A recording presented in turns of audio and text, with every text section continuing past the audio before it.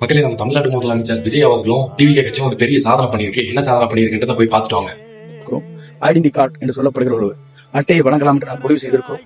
அந்த அடிப்படையில் முதலுடைய உத்தரக்கிணங்க அந்த பணிகள் நிறைவேற்றப்படும். அவருடைய முகவரி, அவருடைய ஜாதி சான்றிதழ், அவருடைய பிளட் குரூப், அதற்கு பிறகு ஆதார் அட்டை, அவருடைய தொலைபேசி எண் அனைத்து முதலில் இணைக்கப்படும் என்பதை மகிழ்ச்சியோடு தெரிவித்துக் கொள்கிறேன்.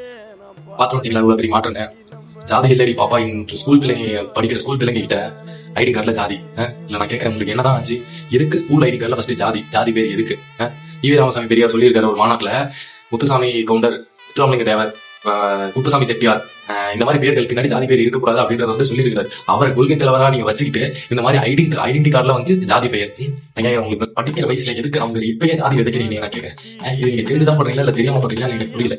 டிவிக்கோ சார்ந்தவர்களும் அண்ணா விஜய் அவர்கள் எல்லாம் தெரியாம இருக்குது. அவர் செங்கோட்டையன் சொல்றாரு, ஐடென்டி கார்டுல நாங்க ஜாதியை சேர்ப்போம், ஜாதி சான்றிதழ் வச்சு நாங்க சேர்ப்போம், blood group, number, phone number எல்லாத்தையும் இந்த சேர்த்தோம் சொல்லியிருக்காரு. இந்த வயசுல படிக்கிற குழந்தைங்களுக்கு இந்த மாதிரி ஜாதியை கொண்டு போய் விதைச்சா ஃபர்ஸ்ட்ல வந்து என்ன பண்ணுவாங்கன்னா வந்து இந்த பிரச்சனை யாராச்சும் பார்த்தா ஜாதி பார்த்து பழக மாட்டாங்க. ஒரு சிலர் வந்து ஆனா இப்பதான் வந்து ஐடி கார்டுல ஜாதி பேர் தான் போட்டிருக்கேன் பார்த்தா போய்த்தாலா இப்ப ஏதோ டீ கிடைக்க போறாங்கன்னா இந்த ஜாதியாவோ இல்லைன்னா அப்பெல்லாம் எனக்கு இதே தரக்கூடாது எடி போல நினைச்சுக்குவாங்க. இதெல்லாம் யோசிக்க மாட்டீங்களா நீங்க? நான் கேட்கிறேன், ஒரு பஸ்ல ஏறினா கூட அங்க தாத்த விடுவோம், வன்முறையை தூண்டுற அளவுக்கு நீங்க பண்ணிட்டு இருக்கீங்க. இதெல்லாம் வந்து தமிழ்நாடு சுடுகாடா போய் வச்சுக்கிறோம். நான் சொல்றேன், தமிழ்நாடு சுடுகாடா போறதுக்கு நீங்க வருங்க. இதுக்கு மேல நான் என்ன சொல்றதுன்னு தெரியல. இதை தயவு செஞ்சு நீங்க இப்படி இந்த ஜாதி பெயர் சேர்த்து ஒரு வன்முறையும் நடக்கும். ஸ்கூல்ல எவ்வளவு அளவுக்கு முன்ன ஜாதி பார்த்தாலும் அதோட இந்த ஸ்கூல்ல ஜாதி சரி, சமுதாயத்தில் திரும்பும்போதும் சரி, ஒரு பஸ் ஏறும்போதும் சரி, ஒரு கடை போகும்போதும் சரி, அடக்கப்படுவான், ஒடுக்கப்படுவான், வன்முறை வெடிக்கும். இது 100% உண்மைதான்.